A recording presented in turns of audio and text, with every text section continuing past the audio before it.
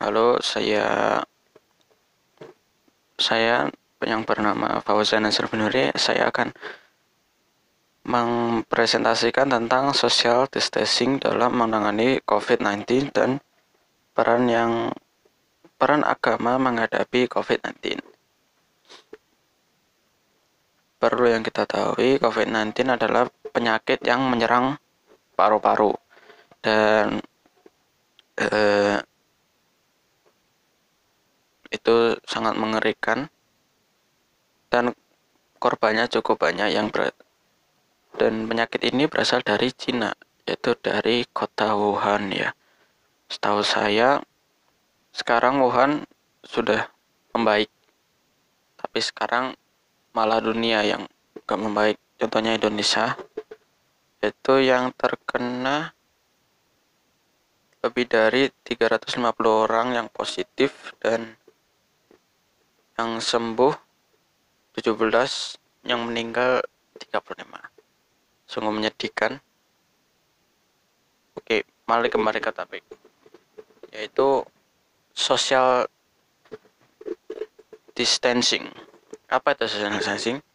Social distancing merupakan salah satu langkah pencegahan dan mengendalikan infeksi virus corona dengan menganjurkan orang sehat untuk membatasi kunjungan ke tempat ramai dan kontak langsung dengan orang-orang lain. Ketika menerapkan social distancing, seseorang tidak diperkenankan untuk berjabat tangan serta menjaga jarak setidaknya 1 meter saat berinteraksi dengan orang lain, terutama dengan orang yang sedang sakit atau berisiko tinggi menderita COVID-19.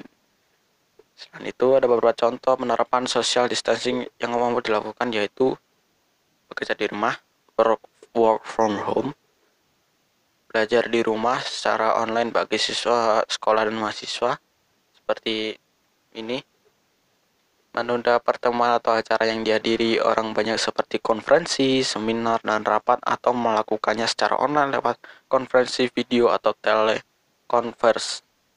Yap, telekonferensi. Tidak mengunjungi orang yang sedang sakit, melainkan cukup menelpon atau video call.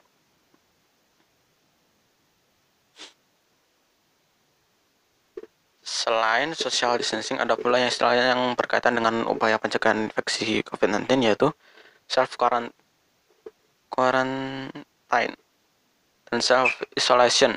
Berikut ini adalah penjelasannya. Self quarantine ditujukan kepada orang yang berisiko tinggi terinfeksi virus corona, misalnya pernah kontak dengan penderita COVID-19, tetapi sebelum menunjukkan gejala, orang yang menjalani self quarantine harus mengarantina diri sendiri dengan tetap berada di rumah selama 14 hari. Dan seperti ini juga 14 hari. Dalam masa ini, orang yang menjalani self quarantine diminta untuk tidak menerima tamu, tidak berbagi pengguna alat makan dan pintunya kena angin. Alat pribadi dengan orang lain, menjaga jarak setidaknya 1 meter dengan orang yang tinggal serumah, mengenakan masker saat berinteraksi dengan orang lain, serta selalu menjaga kebersihan diri, sering mencuci tangan.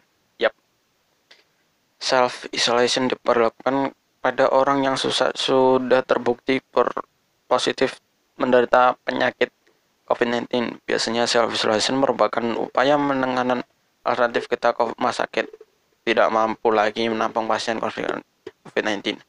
Menerapkan self isolation tidak bisa sembarangan dan harus dengan arahan dokter. Oke. Yap.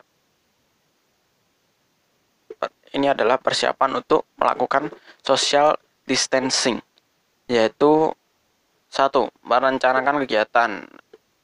Ada mungkin sudah terbiasa aktivitas, misalnya belanja tanpa perlu khawatir ramai atau tidaknya tempat yang Anda kunjungi. Namun di masa pembatasan sosial ini, hal tersebut harus direncanakan ulang. Pasalnya, berkunjung ke tempat ramai akan meningkatkan resiko Anda terjangkit virus corona. Resikonya apa? Ya, kena corona. Yaitu dengan cara bersentuhan tangan. Contoh, cari kan di mana ini? Misalnya belanja, ya kan, belanja trolinya itu kan didorong sama orang. Siapa tahu orangnya kena COVID-19 ya kan. terus didorong sama dia.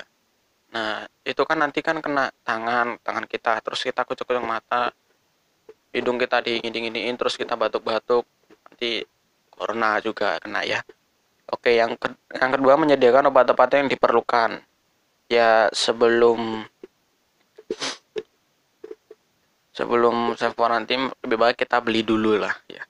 Beli dulu pakai sarung tangan, pakai ini, pakai apa ini? Nggak tahu lah, pokoknya buat tangan, terus pakai ini, pakai masker. Oke. Terus kita memenuhi kebutuhan harian dan juga beli kebutuhan harian itu perlu, coy. Masa self quarantine nggak pakai kebutuhan harian? Mau makan apa? Eh? Dan keempat, mempersiapkan akses internet. Kita harus mempersiapkan akses internet karena gimana ya? Kan bekerjanya juga pakai internet, mau gak mau kita juga belajar pakai internet juga. Dan dengan internet kita bisa mengetahui tentang perkembangan COVID-19. Dan dengan perkembangan itu kita bisa tahu, oh virusnya udah gak ada nih, oh virusnya masih ada nih. Nah, seperti itu. Dan sekarang kita lanjut ke peran agama menghadapi COVID-19. Oke, bentar ya.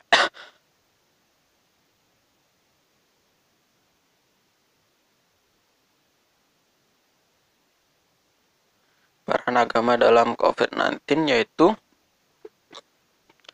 dalam menghadapi. Kita harus sering-sering berdoa agar diberikan perlindungan kepada Allah Subhanahu wa taala. Dan juga bila terjadi apa-apa kita tidak gimana ya? Tidak terlalu panik karena kita kan sudah berserah diri kepada Allah. Nah, terus kalian juga jangan lupa untuk sholat. Ya, sholat 5 waktu lah. Kan libur juga tuh. Sholat 5 waktu, subuh bangun. Nah, tidak seperti saya, subuh tidak bangun. Subuh tidak bangun, push rank terus. Oke. Sudah cukup sekarang. Oke, nama saya Fauzan Anselvi Nuri. Saya mau selesai presentasi. Dan sekarang saya mau undur diri dan terima kasih. Bye-bye.